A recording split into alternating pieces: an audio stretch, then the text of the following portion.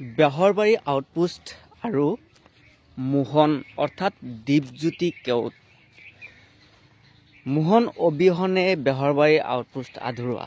মোহনে হয়তো ভাবিছিল যে মই বেহৰবাৰী আউটপোষ্টত থকাতকৈ বেলেগ ব্যৱস্থা কৰোঁ, ইয়াতকৈ আৰু উন্নত হ'ব পাৰোঁ নেকি, বা বেহৰবাৰী আউটপোষ্ট পৰিচালনা পক্ষৰ পৰাও মোহনক আঁতৰাব বিচাৰিব পাৰে, সেয়া নাজানো কি কাৰণে বেহৰবাৰী আউটপোষ্টৰ পৰা ওলাই গ'ল। কিন্তু বেহৰবাৰী আউটপোষ্টৰ দীপজ্যোতি কেওট অৰ্থাৎ মোহনৰ এটা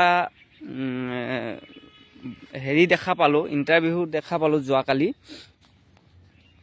মোহন এতিয়াও মোহন হৈয়ে আছে, সম্পূৰ্ণকৈ মোহনৰ নামটো এৰি দিব পৰা নাই, অৰ্থাৎ দীপজ্যোতি কেওট হৈ থাকিব পৰা নাই।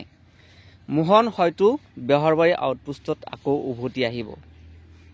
এই কথা যোৱাকালিৰ টকশ্ব' মানে ইণ্টাৰভিউত গম পোৱা গ'ল। গতিকে ভাল লাগিছে, বেহৰবাৰী আউটপোষ্টৰ পৰা দীপজ্যোতি কেওট অৰ্থাৎ মোহন একেবাৰে ওলাই অহা নাই। হয়তো খন্তেকীয়া সময়ৰ কাৰণে কিবা বেলেগ পৰিস্থিতিত পৰি ওলাই আহিব পাৰে, কিন্তু ভৱিষ্যতত দীপজ্যোতি কেওট মোহন হৈ আকৌ বেহৰবাৰী আউটপোষ্টত সোমোৱাৰ বহুত চান্স আছে। গতিকে আপোনালোকৰ ভাল লাগিছেনে কথাটো শুনি? মোৰো ভাল লাগিছে। দীপজ্যোতি কেওটে নিজে কৈছে যে মোৰ পৰিচয় দিছে বেহৰবাৰী আউটপোষ্টে। বেহৰবাৰী আউটপোষ্ট মোৰ আৱেগ, অসমৰ আৱেগ, আৰু অসমৰ এইটো এটা চিৰিয়েল নহয়, আৱেগ হৈ পৰিছে। কিন্তু বৰ্তমান যিভাৱে বেহৰবাৰী আউটপোষ্টখন চলি আছে, তেনেকৈ চলি থাকিলে বেহৰবাৰী আউটপোষ্ট এটা সময়ত নাইকিয়া হৈ যোৱাৰ সম্ভাৱনা আছে।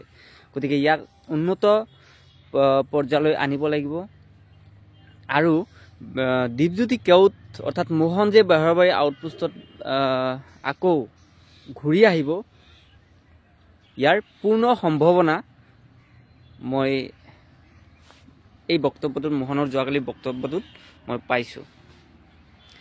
গতিকে মোহনৰ লগত যদি কেকেদাও আহে, সিদ্ধাৰ্থ শৰ্মা, ভাল লাগিব। আৰু মোহনে বৰ্তমানত যিবোৰ প্ৰগ্ৰাম কৰে, সাংস্কৃতিক প্ৰগ্ৰাম বা কিবা খেল উদ্বোধন বা তেনেকুৱা ধৰণৰ কিবা প্ৰগ্ৰামত যায়, এতিয়াও মোহনে কিন্তু দীপজ্যোতি কেওটে মোহনৰ পৰিচয় লৈয়ে যায়, অৰ্থাৎ মোহনৰ ডাইলগবোৰে দি থাকে, এটা সময়ত হ'লেও দিয়ে। যদি 10টা কথা কয়, তাত এটা হ'লেও মোহনৰ চৰিত্ৰটো আনে। গতিকে মোহনৰো বেহৰবাৰী আউটপোষ্টৰ প্ৰতি এটা নিচা আছে বা আশা এটা আছে। যোৱাকালিৰ বক্তব্যখিনি শুনি মোৰ বহুত ভাল লাগিছে। ময়ো বিচাৰোঁ বেহৰবাৰী আউটপোষ্টত আকৌ মোহন আৰু কেকেদা ঘূৰি আহক। ধন্যবাদ। চাই থাকিব বেহৰবাৰী আউটপোষ্ট।